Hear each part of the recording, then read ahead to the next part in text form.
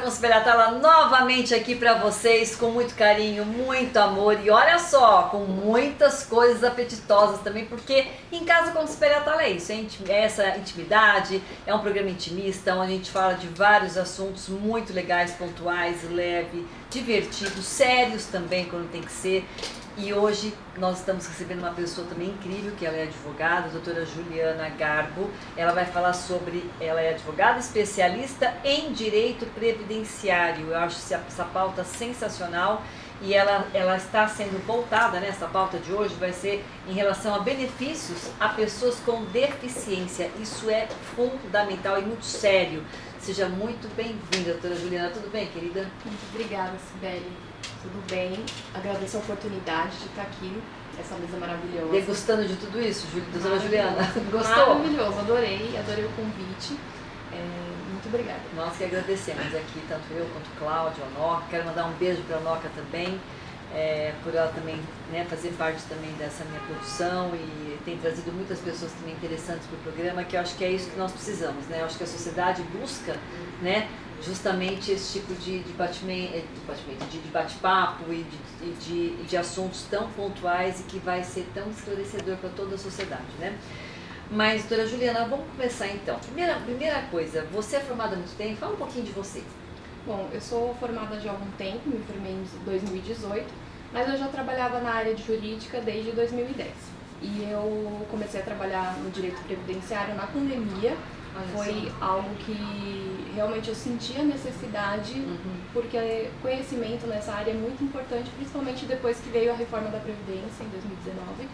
Então eu costumo falar que eu fui chamada para trabalhar nessa área, porque mesmo antes de começar a estudar eu já tive a procura e vi que as pessoas não têm realmente conhecimento dos direitos e isso é fundamental.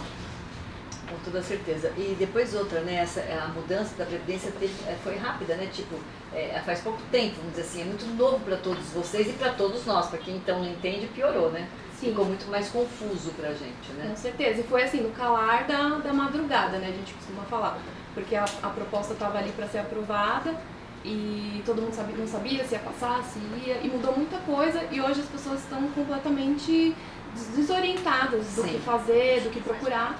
E na questão do deficiente, é muito importante que as pessoas saibam quais são os direitos, para não ter prejuízo.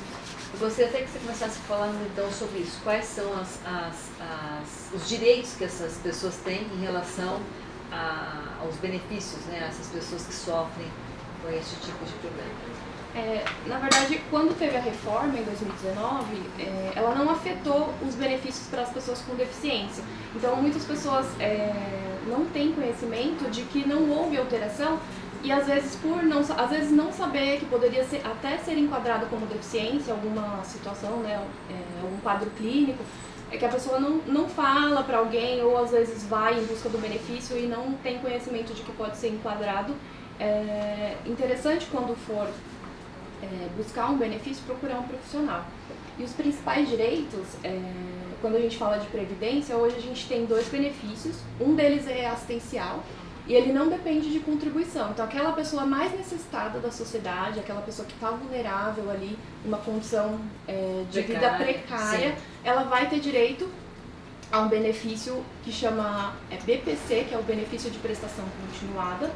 E ela vai, desde que preenche os requisitos, ter acesso a esse benefício de um salário mínimo. Isso é uma previsão da Constituição. Então a Constituição garante esse direito para essas pessoas, que no caso são idosos e deficientes também.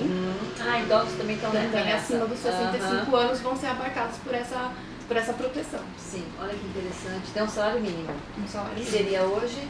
Hoje R$ 1.212. Quer dizer, a pessoa pode contar com esse dinheiro, né? Sim. De qualquer forma.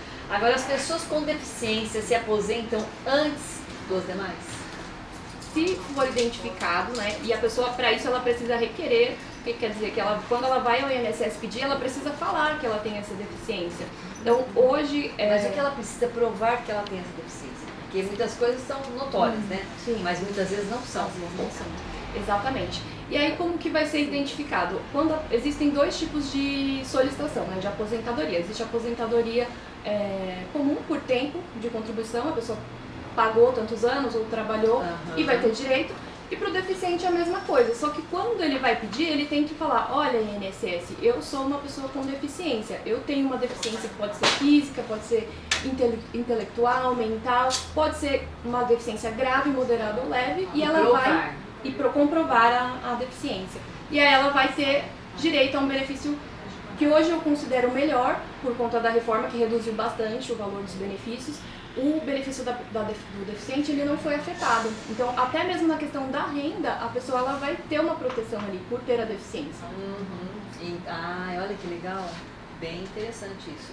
Então, doutora Juliana, é preciso, vamos supor, ocupar um cargo de PCD para ter direito à aposentadoria de pessoas com deficiência?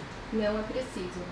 As empresas têm, né, por hábito, né, de inclusão social e também, né, pela questão da legislação ali que prevê o preenchimento, né, das vagas de deficiente, mas uma pessoa que queira se aposentar com deficiente, ela precisa de fato ter uma deficiência, ela não precisa ter trabalhado enquadrada como deficiente na empresa.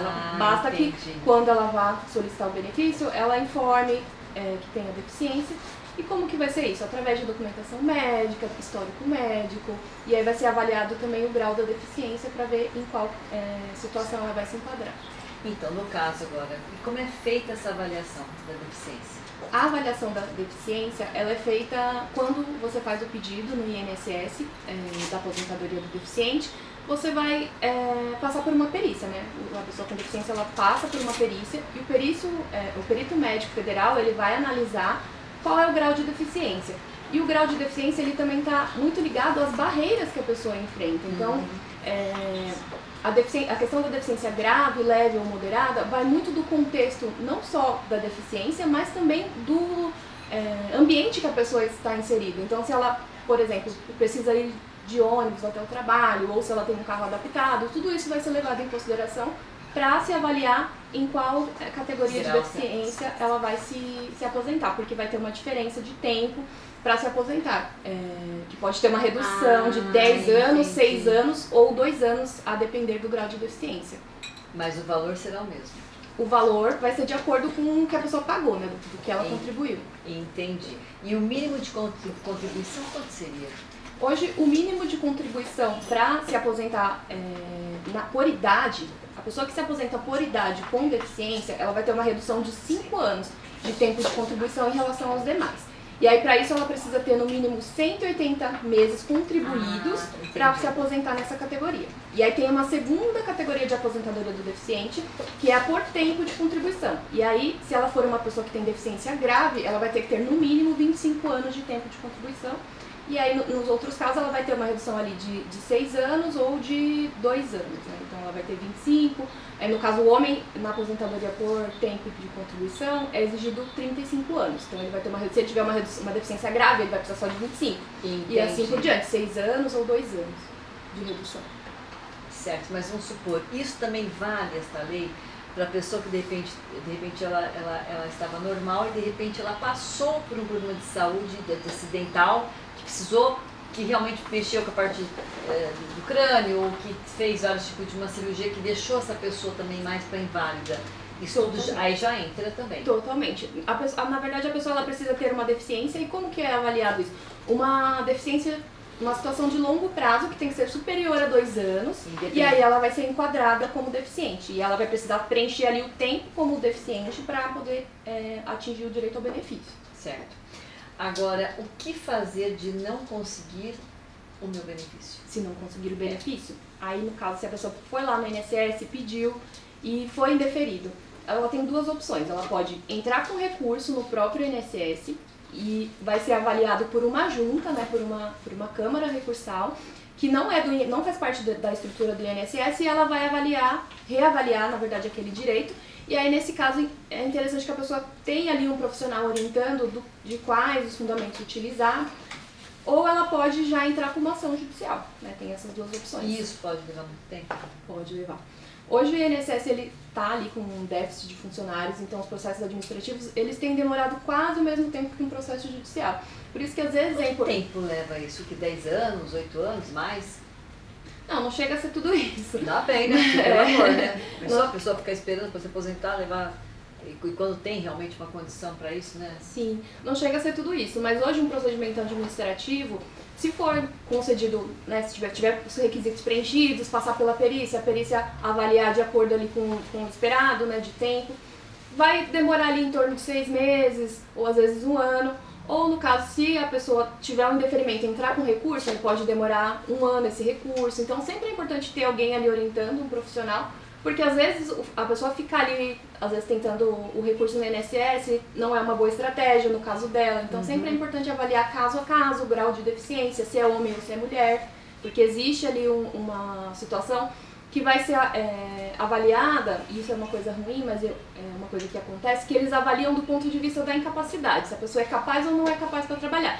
E isso é totalmente errado, porque o que precisa ser avaliado são as barreiras que a pessoa enfrenta, né? Por ser uma pessoa deficiente, a gente sabe que ela é capaz de trabalhar. E também que ela tem as suas limitações, Exato. Né? Porque cada qual tem, às vezes você tem uma deficiência ou na parte de baixo, na parte de você caminhar, ou mesmo na parte mesmo de raciocínio, enfim.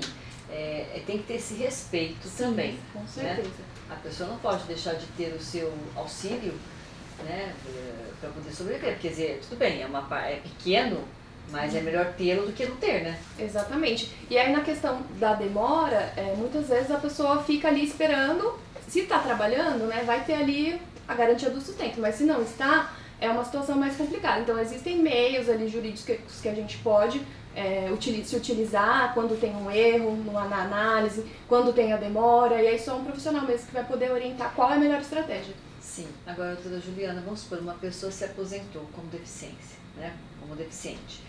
Ele pode continuar trabalhando?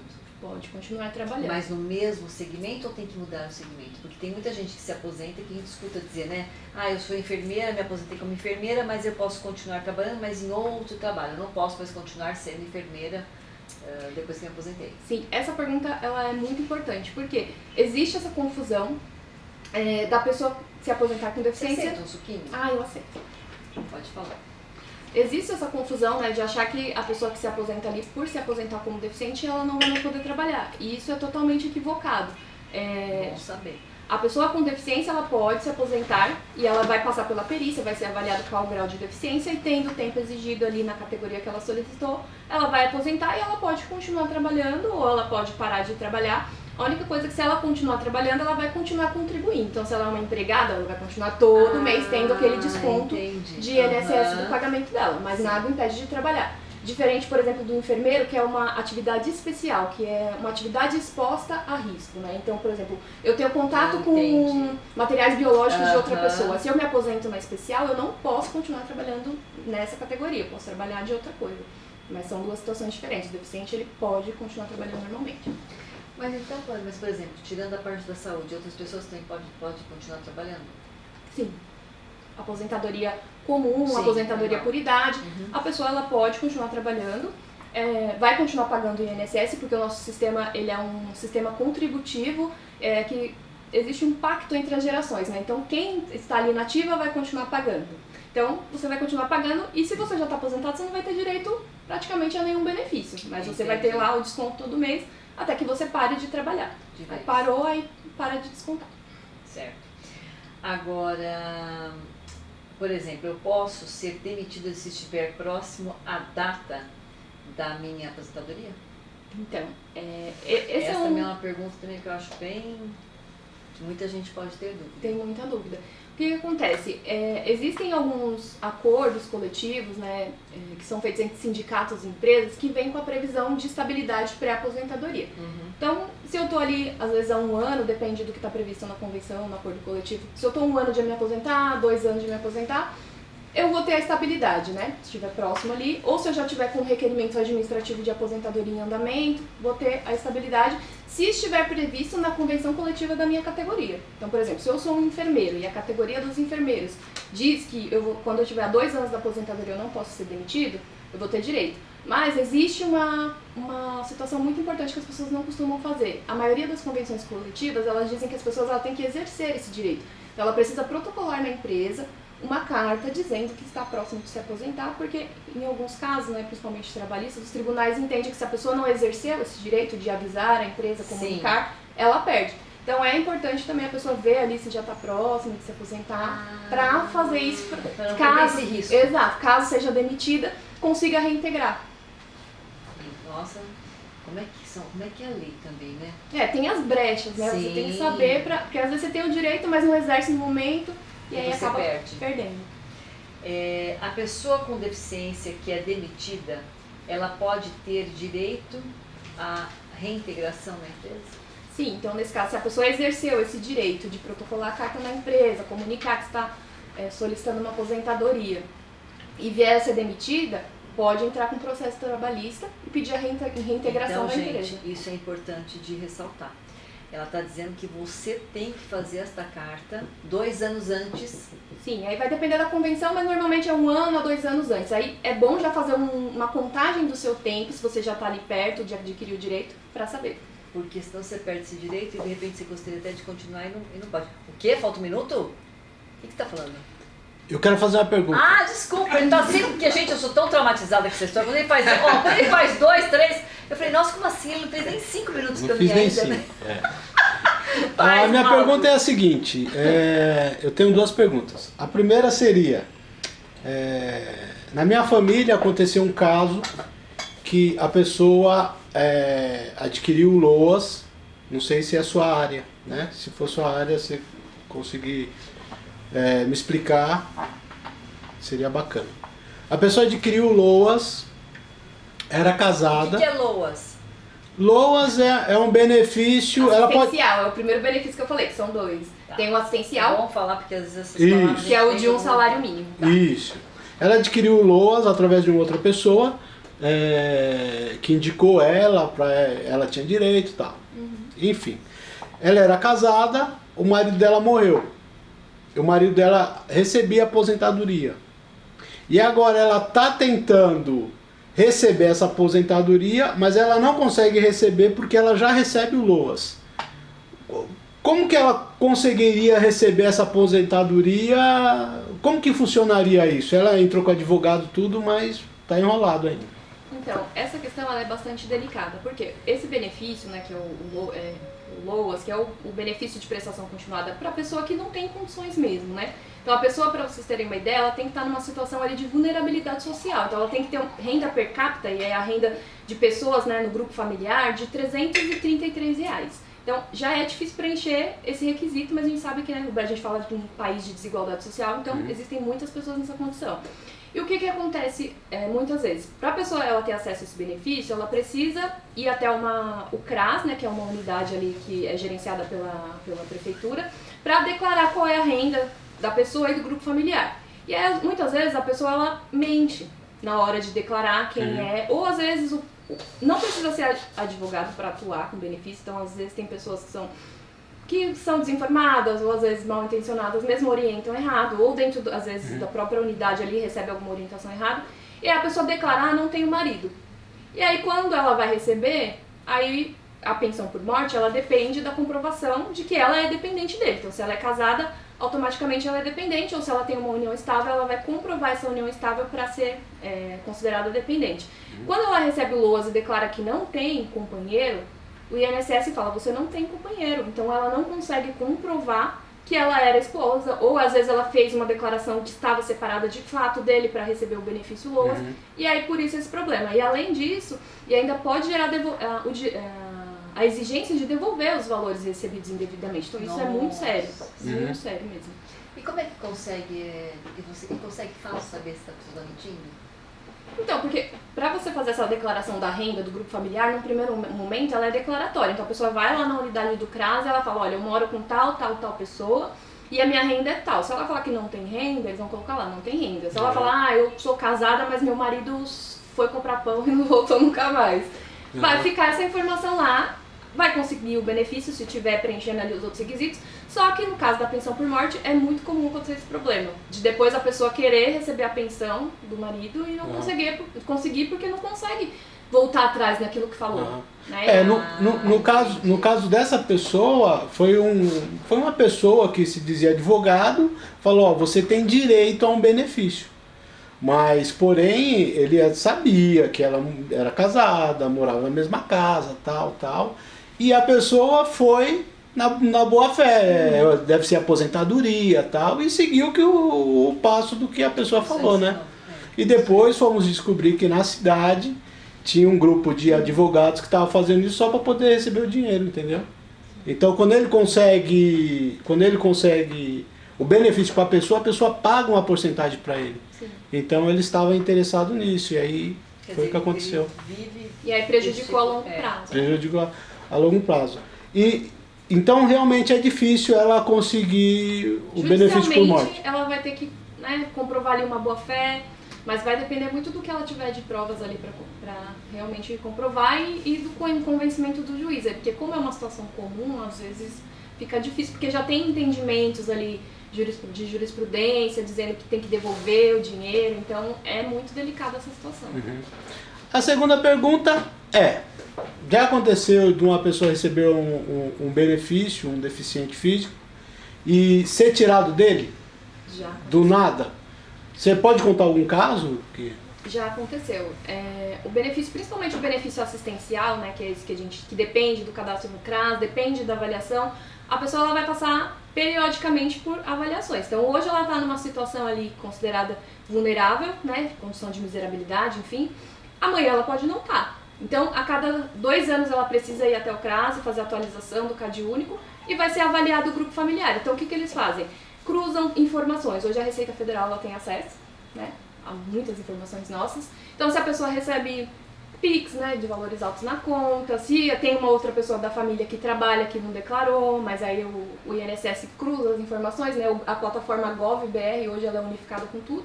Então não tem como você mentir para a Receita Federal. Mas sempre até com pequenos valores? Pequenos valores não, mas hoje... É considerado até a pessoa... A partir de R$1.900 que cai na sua conta já vem um alerta ali que pode ser...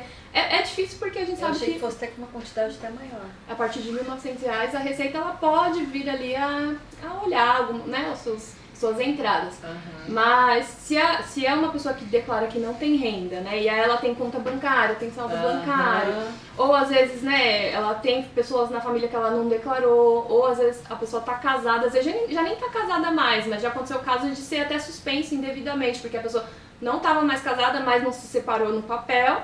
E aí constou lá em determinado momento, mas você tem um marido e ele está trabalhando, mas a pessoa já estava morando com outra família, já tinha outra mulher. Nossa, e pode acontecer. Isso pode acontecer também. Por isso que eu falo que às vezes a separação é importante que seja separada direitinho, porque senão vira um fuá mesmo, pensou?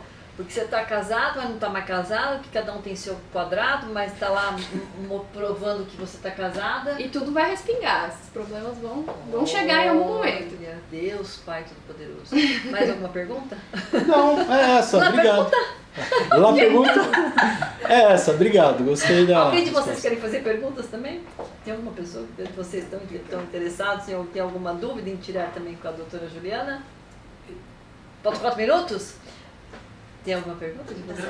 Eu acabei de comentar com a doutora Juliana sobre o fato aquele problema que está até em alta, né, com o filho do artista lá, da Globo, que ele tem um problema, uma deficiência, né, como o bom doutor. E como é que fica, por exemplo, a questão dos psicólogos que querem, que encontram esses casos, o que eles poderiam fazer para contribuir em termos de conhecimento, se é que isso existe na cadeira, né, de psicologia? Só vira interesse, você quer saber do ponto de vista do que o psicólogo pode fazer para auxiliar? Exato, em termos do direito, porque eu não sei se isso na cadeira de psicologia é tratado, né? Senão ele deve recorrer a um especialista como você, por exemplo? A questão da identificação da deficiência, ela vai ser feita por um profissional da saúde, né? O advogado ele acaba tendo contato ali com várias situações de deficiência, mas ele não tem condições de falar, você é deficiente ou você não é. A gente tem o que é de conhecimento geral, né? E aí essas situações, deficiências intelectuais, elas precisam passar por uma avaliação de um profissional. É um psicólogo, um psiquiatra, um acompanhamento médico, e tudo isso vai ser muito importante para instruir o processo. Então, às vezes, na questão do autismo mesmo, existe ali esse benefício de prestação continuada ao deficiente, ele pode ser concedido não só para pessoas mais velhas, mas também para crianças. Mas para isso, ela precisa, às vezes, ter uma documentação médica robusta, e aí um laudo médico detalhado, com CID, que vá fazer com que ali o perito ou o médico que vai avaliar tenha uma noção de quais são as barreiras que aquela criança enfrenta em comparação às demais. O que é muito difícil hoje comprovar no caso do autismo é no INSS, né, que é um procedimento administrativo. E aí, às vezes é necessário ir para a esfera judicial quando a pessoa já poderia estar recebendo um benefício bem antes, né? Então acaba tornando esse caminho de acesso muito mais difícil. Certo. Bem, nós estamos deve estar com uns 3 minutinhos, 2 minutos, eu gostaria que você deixasse seus contatos, gostaria de te agradecer, que você fala muito bem, gostaria que você voltasse mais vezes. Eu que agradeço a oportunidade. Achei maravilhoso. Eu acho que conhecimento é nunca poder, nunca é demais, e essas coisas são importantes a gente passar. Eu queria deixar meu Instagram, que é o @garbo.adv, né? Eu vou começar a colocar conteúdos sobre esse, né? Começando a falar sobre a pessoa com deficiência e trazer outros benefícios também, né? A gente está aí no mês do Outubro Rosa, né? Verdade. Falar sobre os benefícios para a mulher, e aí tem benefícios aos idosos, e aí tem uma gama de assuntos. Tem aí muito pra assunto falar. bacana para você poder pontuar. Tem mais alguma rede social sua? No momento o Instagram e o Facebook, Juliana Garbo ADV. Então, muito bom. Gente, muito obrigada mais uma Eu vez. que agradeço. Adorei o esclarecimento dela. Adorou também, Cláudio? Muito bom. Eu tenho certeza Obrigado que o pessoal de casa também. por vir. Um beijo grande para todos vocês. Fiquem com Deus e até a próxima pauta nossa. Logo mais, tem mais novidade para vocês. Beijo! Obrigada.